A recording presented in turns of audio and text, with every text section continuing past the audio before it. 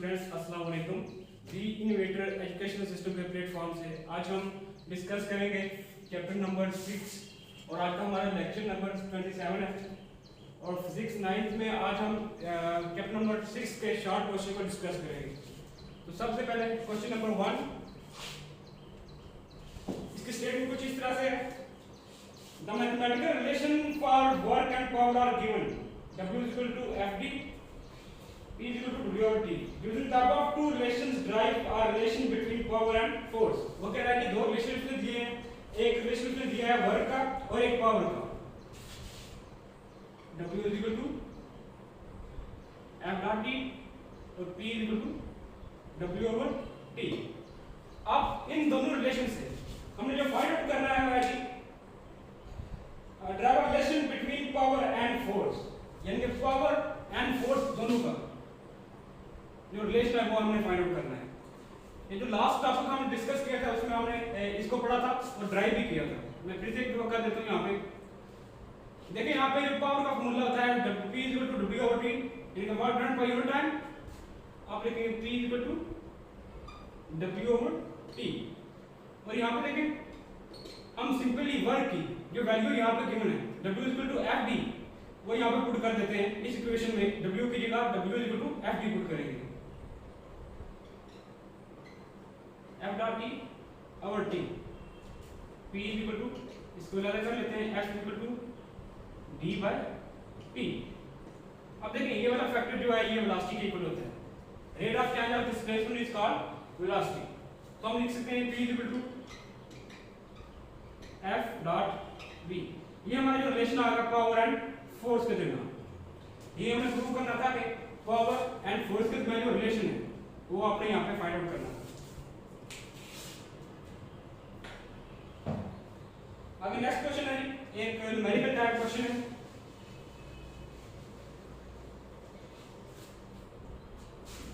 Question number 2 में कहता है a measure of 100 Newton weight is climbing a ladder 10 metre high. वो कहता है ये कोई मिस्त्री वगैरह वो काम कर रहा है, उसका जो वेट है वो है 100 न्यूटन और किसी सीढ़ी पे चढ़ के वो काम कर रहा है। तो जो सीढ़ी की हाइट है वो है 10 metre. Find this potential energy at the middle of the ladder. अब देखें उसने दिया हुआ है जो है weight is equal to 100 Newton.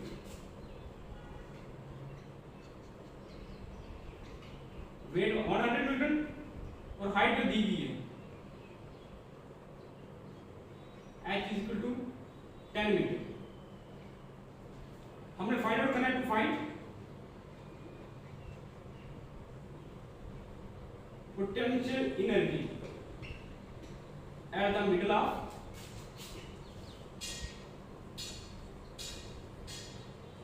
ladder। तो देखें जब मिडिल ऑफ लैडर की यहाँ पे बात हो रही है तो क्या हमारी हाइट 10 मीटर है, तो एट मिडिल आप क्या लेंगे h/2 is equal to 10 by 2 is equal to 5 metre. यानी कि मिडिल में सीढ़ी के मिडिल में अगर उसकी हाइट इतनी है 10 मीटर, ये पूरी हाइट इसकी 10 मीटर है। अगर यहाँ पे हम मिडिल में हमने पोटेंशियल एनर्जी फाइंड करेंगे तो इसकी हाइट जो मिडिल में होगी वो 5 मीटर होगी। अब फॉर्मूला जो पोटेंशियल एनर्जी का as you know that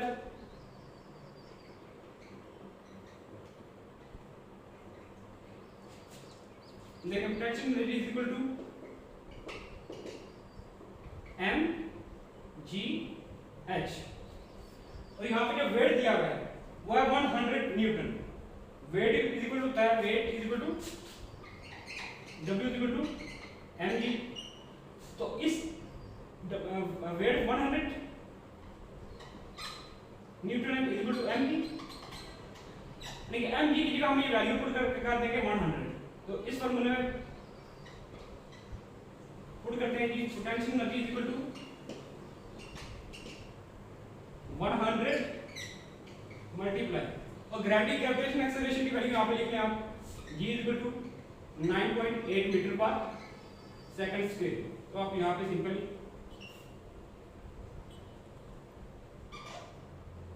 sorry यहाँ पे जो ग्रेविटेशन एक्सेलरेशन की वैल्यू हो आप ये इसमें एम जी इनके वेट में ये आ गया 100 इक्वल टू एम, इनके दोनों को मिला के 100 न्यूटन। तो आपने सिंपली यहाँ पे जो हाइट की वैल्यू पुट करनी है वो है 5 metre. Potential energy equal to 500।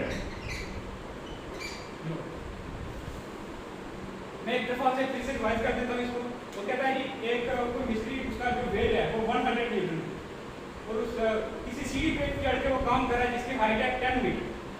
अब वो कहता है कि आपने पोटेंशियल एनर्जी फाइंड आउट करनी है। पोटेंशियल एनर्जी की किसी भी चीज की हाइट होगी तो वहाँ पे पोटेंशियल एनर्जी होगी तो स्टोर होगी। आप देखें अगर पोटेंशियल एनर्जी हमने एट द मिडल ऑफ जो सीढ़ी है वो हमें फाइंड आउट करनी है तो आप कह सकते हैं मिडिल में यहाँ पर हमारी जो हाइट बढ़ेगी वो बढ़ेगी 5 मीटर। अब पोटेंशियल एनर्जी का फॉर्मूला आता है potential energy equal to mgh। आपने mgh लिखना है और ये जो mg है ये इक्वल टू w, देखिए वेट इक्वल टू w के तो आपने w इसकी जगह सिंपली वैल्यू को पुट करना है mg की जगह 100। उसके बाद जो हाइट है यहाँ पे ये हमने फाइंड की कि 5 मीटर है 8 मीटर। आपने 5 यहाँ पे लिख के ये दोनों को मल्टीप्लाई करवा के तो पोटेंशियल एनर्जी हमारी जो आएगी वो आएगी 500 जूल।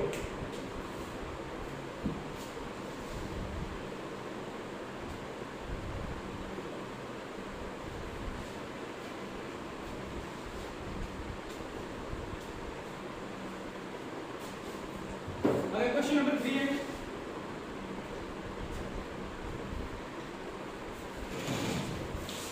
तो कहता है a ball weight 98 Newton is moving on frictionless surface with a velocity of 10 meter per second. Compute its kinetic energy।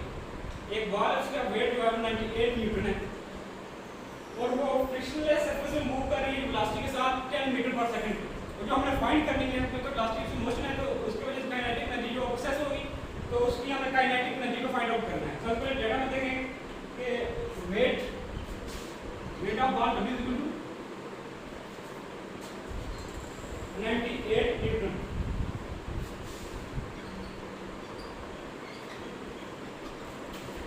उसके बाद वेलोसिटी ऑफ बॉल लिखी है v equal to 10 metre per second और हमने डिफाइन आउट करना है to find kinetic energy.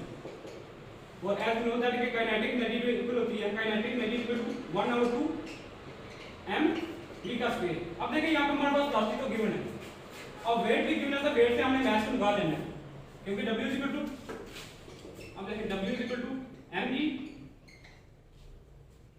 अगर हमने यहाँ से मास निकालना है तो m is equal to w over g और m इज इक्वल टू हमारे पास जो वेट है यहाँ पे 198 न्यूटन और ग्रेविटेशनल एक्सेलरेशन की वैल्यू जो होती है g की वो आप अप्रॉक्सीमेटली 10 मीटर पर सेकंड की होती है। तो जब इसको आप डिवाइड करेंगे तो हमारे पास जो आंसर आएगा वो mass equal to 9.8 kg। Mass equal to 9.8 kg। तो आपने सिंपली यहाँ पे वैल्यू को पुट कर देना है मास की और वेलोसिटी की इस फार्मूले में। Kinetic energy equal to 1/2 9.8 kg multiply जो वेलोसिटी की वैल्यू उसकी वैल्यू होगी 10 का स्क्वायर। तो kinetic energy equal to 1/2 9.8 multiply 100। जब इसको आप सॉल्व करेंगे काइनेटिक एनर्जी जो लास्ट में आ रही है हमारे पास ये वो इक्वल होगी 490 जूल। 490 जूल। देखिए सबसे पहले हमने जो चीज देखनी है यहाँ पे हमने मास को फाइंड आउट करना है पहले कि वेट दिया क्या है उससे हमने मास को निकालना है तब जाके हमारा जो ये न्यूमेरिकल है वो सॉल्व होगा यानी कि इस मास की वैल्यू को हम यहाँ पे पुट करेंगे। अब देखिए क्वेश्चन नंबर 4 है उसकी स्टेटमेंट कुछ इस तरह से है। वो कहते हैं what type of energy can be produced when the water falls on the surface of turbine. यानी जब भी वाटर फॉल करेगा सरफेस ऑफ टरबाइन पे तो कौन सी एनर्जी जो होगी वो वहां पे प्रोड्यूस होगी। अब देखिए जब टरबाइन को हम रोटेट करवाते हैं किसी वाटर से, तो मैकेनिकल एनर्जी जो होगी वो प्रोड्यूस होगी, और मैकेनिकल एनर्जी को देन फर्दर हम इलेक्ट्रिकल एनर्जी में कन्वर्ट करते हैं। तो इसका आंसर कुछ इस तरह से होगा, when water falls on a turbine it rotates, mechanical energy is when then turbine run the generator which produce electricity. यानी कि सबसे पहले मैकेनिकल एनर्जी प्रोड्यूस होगी, उसके बाद मैकेनिकल एनर्जी से इलेक्ट्रिकल एनर्जी हम हासिल कर सकते हैं। ठीक है जी। अगर नेक्स्ट क्वेश्चन है जी, question number 5,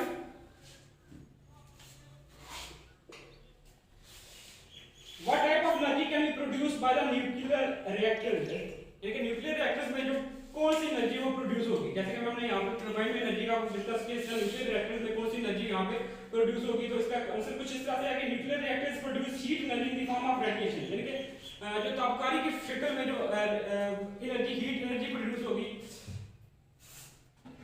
which is called nuclear energy, it can be also produce electricity, electrical energy, यानी कि फर्दर हम इलेक्ट्रिकल एनर्जी भी प्रोड्यूस कर सकते हैं इसे।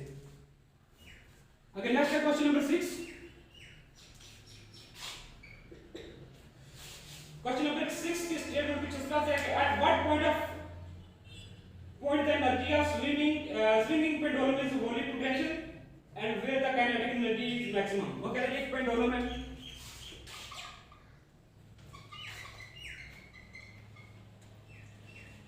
इसकी मोशन है to and fro about the mean position. ये इसकी मीन पोजीशन क्या है,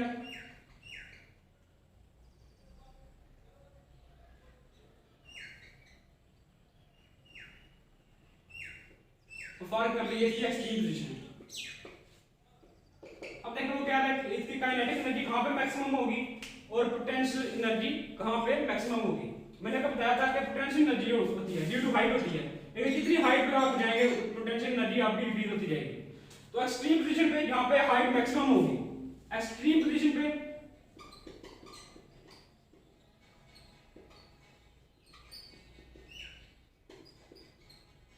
पोटेंशियल एनर्जी इज मैक्सिमम, और मीन पोजीशन पे क्योंकि due to motion kinetic energy process होती है, तो मीन पोजीशन पे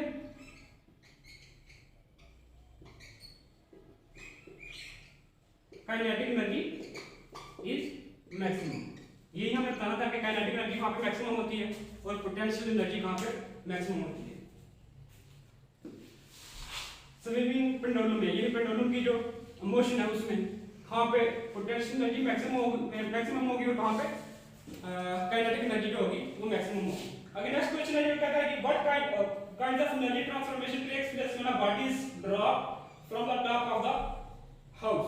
तो कहता है कि जब कोई भी बॉडी है उसको हम किसी हाइट से, देखिए छत से, मकान की छत से नीचे गिराते हैं, फॉर एग्जांपल ये वाला सरफेस है, यहाँ पे कोई मकान है, यहाँ से हम कोई चीज नीचे गिराते हैं, तो कौन कौन सी एनर्जीज वहाँ पे प्रेजेंट होगी। तो सबसे पहले देखें हाइट की वजह से यहाँ पे पोटेंशियल एनर्जी होगी। जब पोटेंशियल एनर्जी जब वो जो ऑब्जेक्ट है वो नीचे मूव करेगा सरफेस ऑफ अर्थ की तरफ, तब यहाँ पे इसकी जो पोटेंशियल एनर्जी होगी वो चेंज हो जाएगी काइनेटिक एनर्जी में।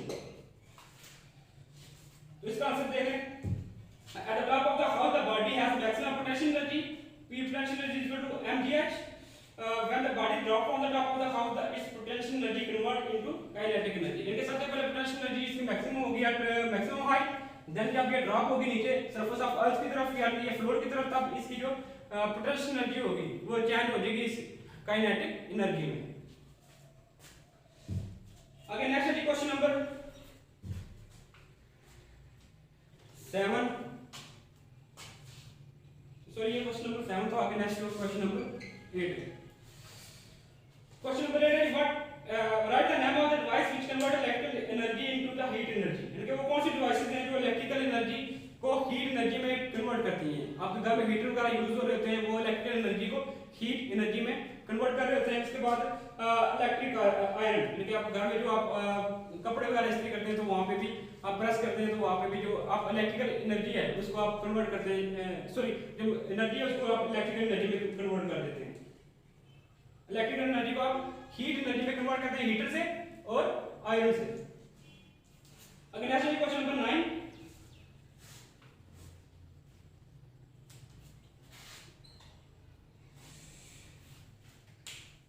which type of energy is most suitable for human body and why? तो कहते हैं ये वो कौन सी एनर्जी जो है, एनर्जी की वो कौन सी फॉर्म जो है वो ह्यूमन बॉडी के लिए सूटेबल है? तो इसका आंसर कुछ इस तरह से कि लाइट एनर्जी जो है वो इंपॉर्टेंट है ह्यूमन बॉडीज के लिए और बाकी जितनी भी जानदार अशिया हैं उनके लिए। तो इसके आंसर में कुछ इस तरह से light energy most suitable for human body because plants use light during photosynthesis, यानी फोटोसिंथेसिस में भी ये वो लाइट को एब्जॉर्ब करके करते हैं जी to produce food. All the living organisms including human beings need food. Light energy also produce vitamin D in the skin of human, यानी कि जानदार अशिया की स्किन को लाइट एनर्जी की वजह से ही विटामिन डी हासिल होता है। ओके, नेक्स्ट है question number 10।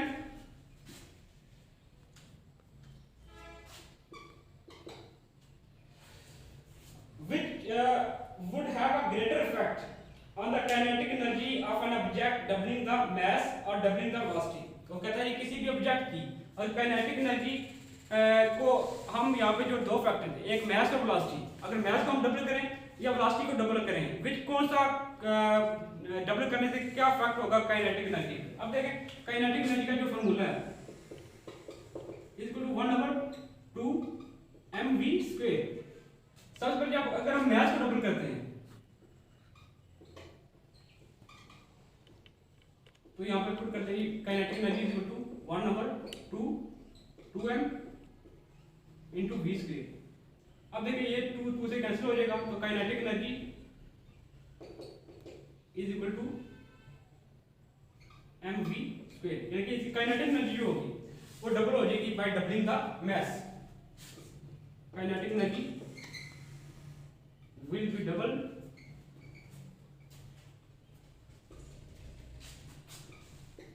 by doubling its mass or mass of object।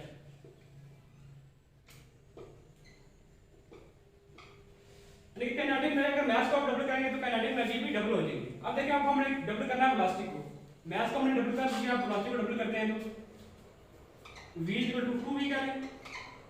आपने सिंपली यहाँ पे पुट करना है काइनेटिक एनर्जी के फॉर्मूले में kinetic energy is equal to 1/2 mv²। तो kinetic energy is equal to 1/2 m into 2v²। अब देखें काइनेटिक एनर्जी जो होगी 1/2 m, इसको v² करें into 2 2 4। अब हमारे पास फैक्टर आएगा kinetic energy is equal to 1/, यहाँ पे 4 आप पहले लेके आ जाए तो 4 into 1/2 mv²। अब kinetic energy prime is equal to 4, ये वाला जो पूरा फैक्टर है वो काइनेटिक एनर्जी के इक्वल होगा काइनेटिक एनर्जी, यानी कि अगर आप इसकी वेलोसिटी को डबल करेंगे तो काइनेटिक एनर्जी 4 टाइम जो होगी वो इंक्रीज हो जाएगी। मतलब कहते हैं कि 4 टाइम काइनेटिक एनर्जी वेलोसिटी को डबल करने से इंक्रीज हो जाएगी। तो स्टूडेंट ये था हमारा आज का लेक्चर। इंशाल्लाह नेक्स्ट लेक्चर में फिर से हम न्यूमेरिकल को डिस्कस करेंगे। तब तक के लिए अल्लाह हाफिज।